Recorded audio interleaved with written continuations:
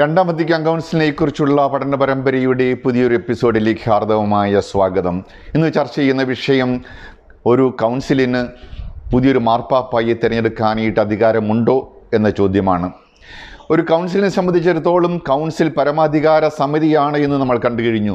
പരമാധികാര സമിതിയാണെങ്കിൽ എല്ലാ തീരുമാനങ്ങളും എടുക്കാനായിട്ട് അവകാശമുണ്ട്. എന്നാൽ ഒരു കൗൺസിലിന് കത്തോലിക്ക സഭയുടെ പശ്ചാത്തലത്തിൽ മാർപ്പാപ്പയെ തിരഞ്ഞെടുക്കാനായിട്ടോ ഒരു മാർപ്പാപ്പായുടെ സ്ഥാനഭ്രഷ്ടനാക്കാനായിട്ടോ അവകാശമില്ല.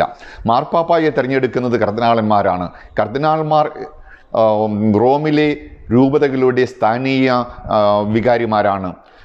ഫലത്തിൽ അല്ലെങ്കിൽ തത്വത്തിൽ റോമിലെ രൂപതയുടെ മെത്രാനായ മാർപ്പാപ്പായെ കത്തോലിക്ക സഭയുടെ തലവൻ എന്നൊരു ചുമതലയും മാർപ്പാപ്പായ്ക്കുണ്ടെങ്കിൽ കൂടി റോമിൻ്റെ രൂപതയുടെ മെത്രാനായ മാർപ്പാപ്പായെ റോമിലെ വികാരിമാരെല്ലാവരും കൂടി തിരഞ്ഞെടുക്കുന്നു എന്ന് മാത്രമേ കർദിനാളന്മാർ മാർപ്പാപ്പയെ തിരഞ്ഞെടുക്കുന്നത് വഴി മനസ്സിലാക്കാനായിട്ട് സാധിക്കുകയുള്ളൂ. പണ്ടങ്ങനെയായിരുന്നു ആ ഒരു രീതി.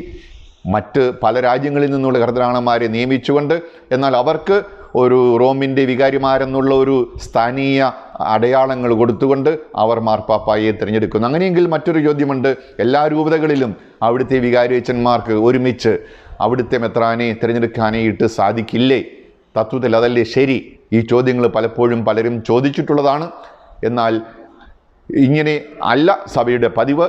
പല രൂപതകളിലും യൂറോപ്പിലെ രൂപതകളിലും വ്യത്യസ്തങ്ങളായ രീതികളുണ്ട് അവരുടെ മെത്രാനെ തിരഞ്ഞെടുക്കുന്നതിന്.